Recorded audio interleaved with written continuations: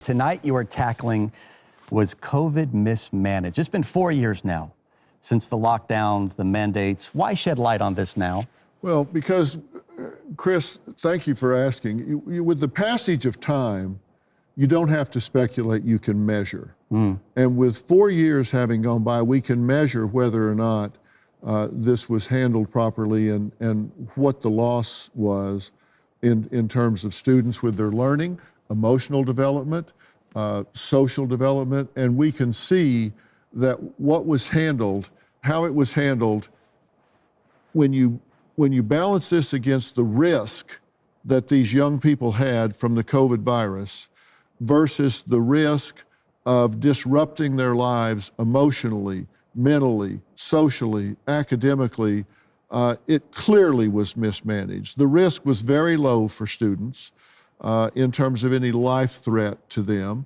And what has happened is they're very behind academically. We have teachers on the show that are saying they have seventh graders that are functioning at the third or fourth grade level in math and reading. We have parents on who say that the isolation that was created by pulling away the social lifeline, pulling away their ability to connect with other students and isolating them created such an emotional, mental and emotional island for them that they got depressed, and several of them took their own lives. The suicidality went up. And this was done when we know that these students were experiencing the highest level of anxiety, depression, and loneliness since records have been kept. We knew that this was a vulnerable population, that they were mentally and emotionally compromised, and the same people that kept those records are the ones that shut down the schools and pulled this lifeline away from them. They knew it, and they did it anyway, and they did it with no plan to reopen these schools, and it cost students their lives, it cost students the lifeline they needed to continue developing, and now there's this huge gap, and they're having trouble closing that gap. Public schools are losing their pandemic relief funds, and that means our children will suffer. In Charlotte, North Carolina, schools are bracing for the staggering $60 million in cuts, signaling the impending loss of 1,200 vital staffing positions.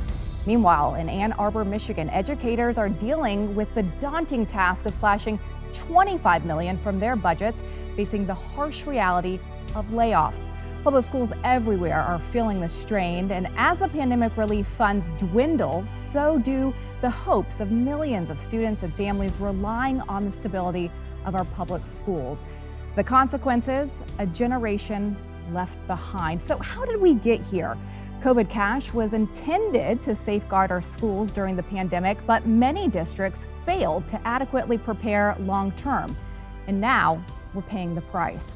Joining us now is Jen Tankanow, a mother of two whose children go to a school in Ann Arbor, Michigan. Jen, welcome to the show. Thanks for coming on with us. Hi, thank you for having me. Okay, so schools got $190 billion in COVID relief from the federal government. Do you feel like they use that money wisely? I can only provide an opinion on what I've been exposed to, and I don't think it was used wisely in the Ann Arbor School District. Our kids weren't in school most of the time, and we had to switch quickly to remote learning.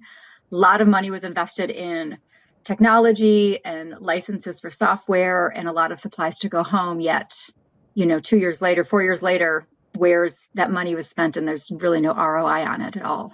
How long were your kids out of school? They were home, so they were like that Friday, right, when the world shut down. So March, I think it was like 13th, all the way through probably the following spring. Ann Arbor decided not to have them back in the classroom. And they did remote school. I had a kindergartner and a second grader. And when they did go back, it was like every other day for not even a full day. So they were out for nearly a year, and then they had a hybrid learning. Did you notice any differences in their education and how that affected them personally? Absolutely. And the biggest impact I could see is actually because my son was in as I said, like first and second grade, this all happened. And so when my daughter was in first and second grade, I can see all of the hands-on learning that she received in person that he never got. And so we're currently right now supplementing with that to get him caught up. And he's doing fabulous, and we're lucky for his amazing teachers. But it's a lot, and it's also scary because we can do that, but all of the families that don't have the time or the means to provide that additional support for their kids, it's sad and it's really unfortunate. So as I mentioned earlier, Ann Arbor School District is losing $25 million of their budget. Are you concerned about that? Oh, absolutely. It's terrifying because I don't know who they put first when they think about their decisions and how and where they're going to cut. So they got us here, unfortunately, the board and the administration. I don't know if they have the experience to get us out. So it's scary. It's going to be scary for the next couple of years.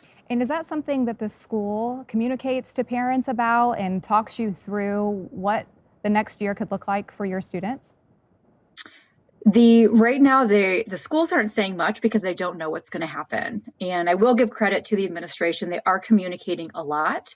I don't know how, we don't have all the details on, what roles everyone has and the responsibilities that they have on a daily basis. So we don't know what they're thinking about cutting from that aspect, but they are being transparent that there's, potential teachers that might get pink slips. There's administrators that might get pink slipped. Obviously investments or like investigations and technology and new programs might be paused. They're talking about, is there schools that might get sold? Who knows? There's things that have been put on the table, but nothing has been decided yet. Well, Jen, we appreciate you coming here and sharing your story with us. Thank you for your time.